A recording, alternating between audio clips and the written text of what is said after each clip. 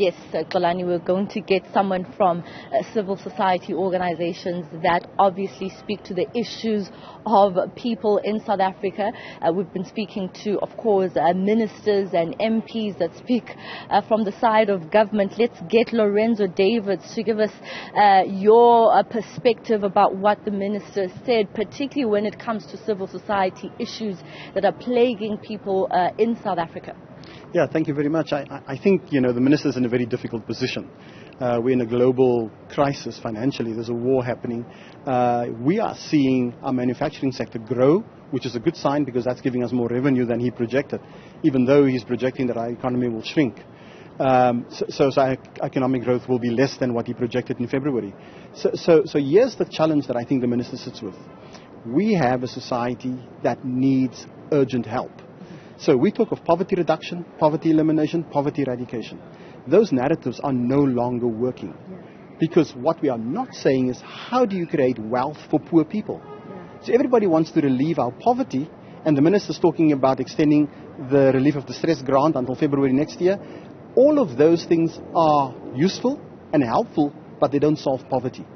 Because there is no plan put on the table where they are eliminating poverty and replacing it with wealth creation strategies for poor people. And unless we do that, we will sit with poor people for the rest of our democratic life in this country. That's not useful at this stage. We need a new plan.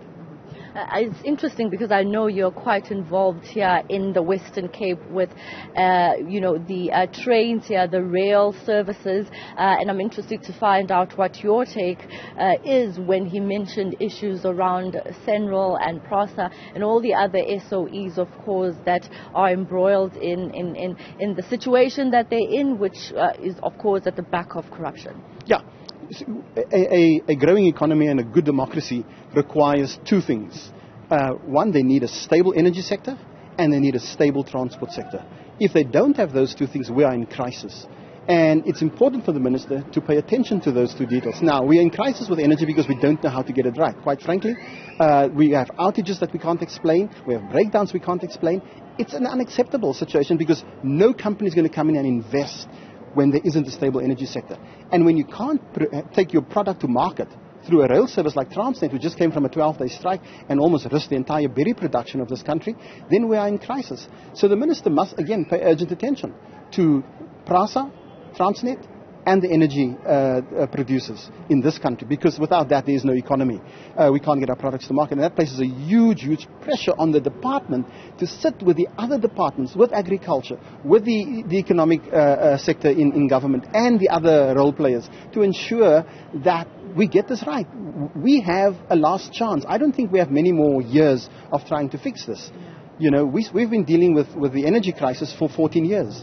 So we've run out of runway to fix this. And unless we do that, fix our transport sector, PRASA and Transnet, and fix our energy sector today and urgently, we don't have other options. Thank you so much for that input. Lorenzo Davids giving us a reaction to the minister's speech, and that wraps up the reaction from the Cape Town City Hall, where Minister of Finance Enoch Godongwana delivered, of course, the medium-term budget policy statement, which a lot of MPs, including civil society organizations and economists, have given reaction to. Stephen?